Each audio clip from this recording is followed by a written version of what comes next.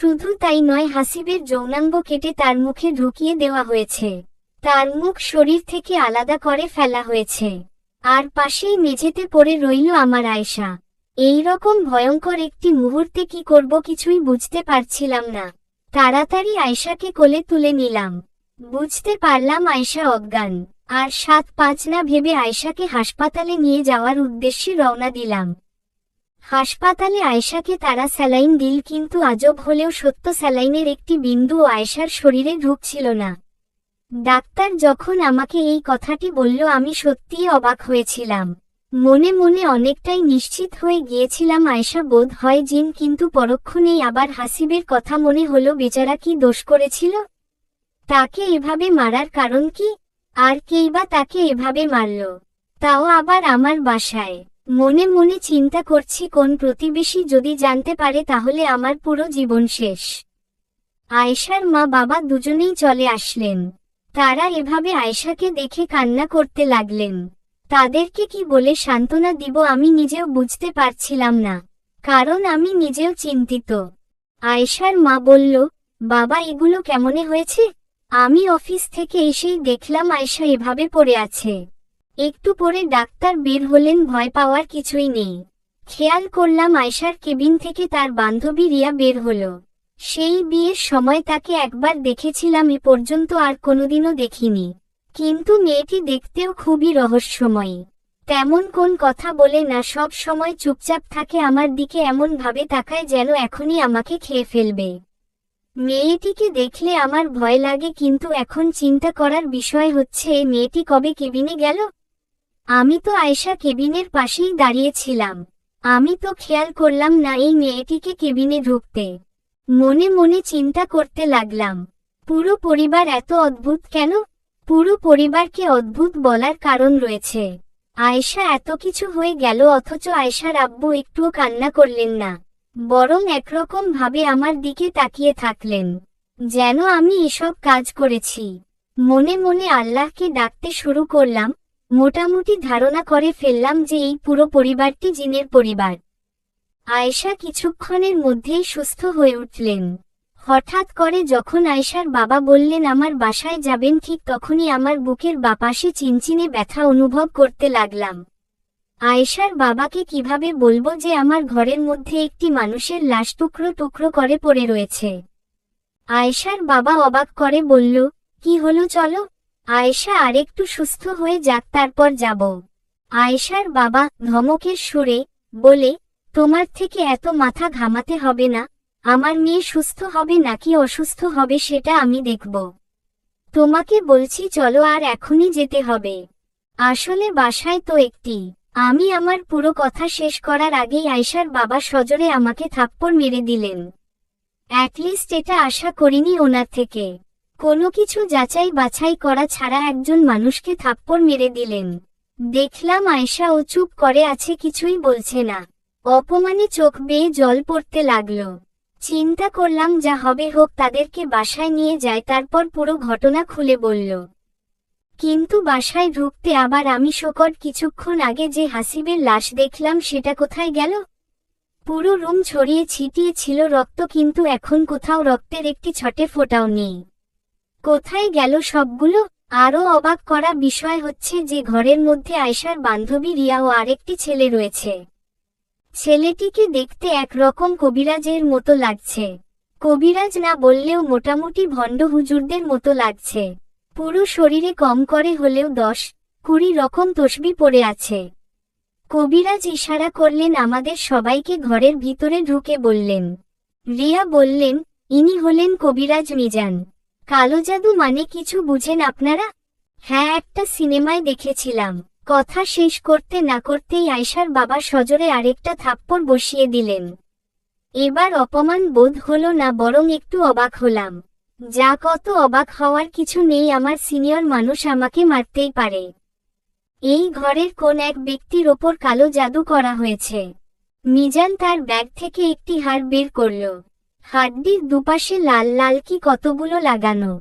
হাড়টি কিছুক্ষণ পর নিজে নিজে ঘুরবে, আর ঘুরে যার কাছে থামবে সেই ব্যক্তির উপরে কালো জাদু করা হয়েছে। হাড় নিজে নিজে ঘুরতে লাগলো এবং হঠাৎ করে হাড়টি ঘুরতে ঘুরতে আয়েশার সামনে এসে থামল। তার মানে আয়েশার উপরে কালো জাদু করা হয়েছে। মিজান তার ব্যাগ থেকে একটি বোতল বের করল। বোতলের মধ্যে লাল কালারের কিছু পানি আছে। সাথে সাথে পানিগুলো নিয়ে আয়েশার মুখের উপর মারল। কিছুক্ষণের জন্য সবগুলোই আমার সিনেমা মনে হচ্ছিল, কিন্তু পরক্ষণেই আমি ভয় পেয়ে গেলাম। আয়েশা পাগলের মতো করছিল। মনে হচ্ছিল আয়েশার শরীর থেকে কিছু একটা বের হয়ে যাবে। কেউ তার শরীর থেকে তার আত্মা বের করে নিচ্ছে।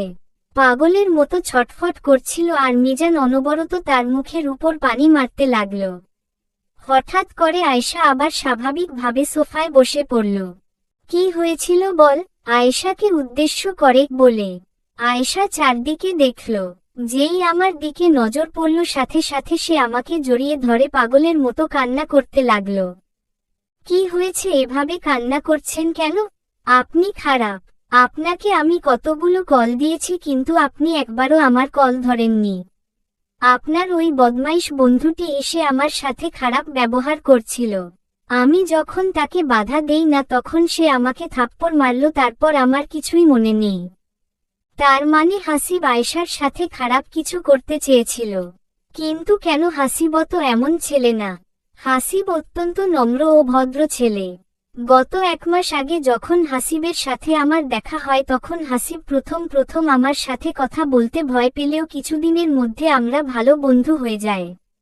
কখনো কোন মেয়ে নিয়ে কথা বলতে দেখিনি। কিন্তু এখন প্রশ্ন হচ্ছে হাসিব কেন এমন করবে? বাহাদুর, এই মেয়েকে তুমি শুইয়ে দিয়ে আসো। আয়েশার শরীরের তাপমাত্রা এখন অনেকখানি গরম, প্রায় স্বাভাবিক মানুষের মতো। মনে হচ্ছে আয়েশার শরীর থেকে জিনটি চলে গেছে। মনে মনে একটু খুশি হলাম। তুমি কিছু বুঝেছ?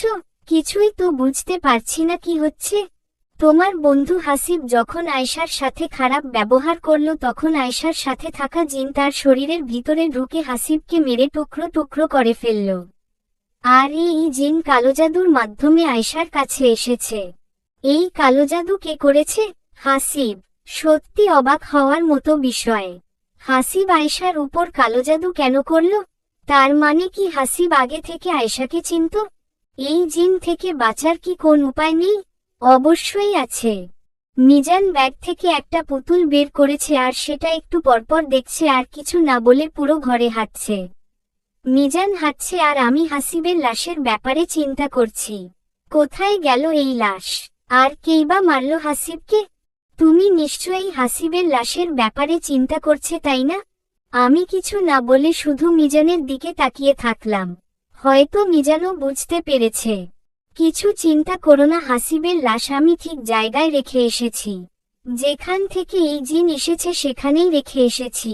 কেউ তোমাদেরকে সন্দেহ করবে না। যদি চাও এই জিন তোমাদেরকে চিরদিনের জন্য ছেড়ে চলে যায় তাহলে তোমাদের দুদিনের একটি কাজ করতে হবে। আয়েশার জন্য আমি সবকিছু করতে রাজি। আপনি শুধু বলুন কি করতে হবে। 2 দিন তোমাদের থেকে সব মানুষের সাথে সম্পূর্ণ যোগাযোগ বন্ধ রাখতে হবে।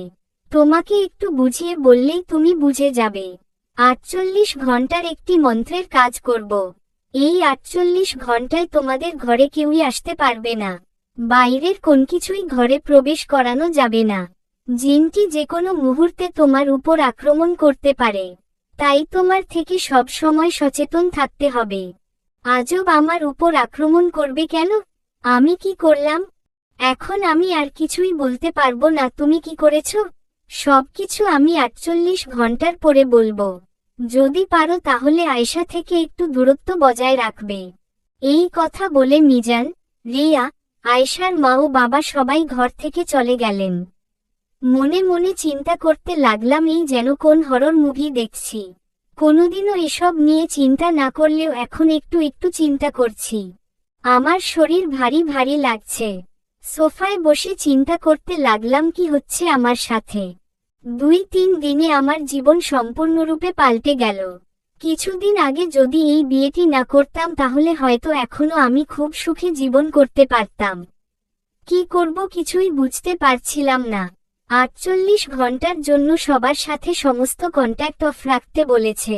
আমার যতটুকু ধারণা কালো জাদু করা হয় কাউকে পাওয়ার জন্য বা কারো ক্ষতি করার জন্য। তাহলে কি হাসিব আয়েশাকে পাওয়ার জন্য এসব করেছে? কিন্তু হাসিব আয়েশাকে চিনে কিভাবে? তাদের কি কোন সম্পর্ক রয়েছে? তাই নিজে নিজে চিন্তা করতে লাগলাম কি হচ্ছে। কেন হাসিবকে মারা হয়েছে? কে এই জিন আয়েশার শরীরে কেন ঢুকেছে? আমাকে কেন মারবে? হাসিব কেন আয়েশাকে কালো জাদু করেছে? এতগুলো প্রশ্ন আমার মাথায় ঘুরছিল, কখন যে ঘুমিয়ে পড়লাম আমি নিজেই জানি না। হঠাৎ করে দেখলাম আয়েশা একটি ধারালো ছুরি নিয়ে আমার বুকের উপর সজোরে আক্রমণ করল। আর সাথে সাথে আমি সেখানেই মারা গেলাম। সাথে সাথে চোখ খুলে গেল, তার মানে নিশ্চিত এটা স্বপ্ন ছিল।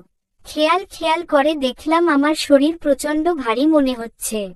ভালো করে চোখ মেলে তাকিয়ে দেখলাম আয়েশা আমার গায়ের উপর আর তার হাতে ধারালো ছুরি। আমি কিছু বুঝে ওঠার আগেই সে ছুরি দিয়ে সজোরে আমাকে আঘাত করল। চলবে।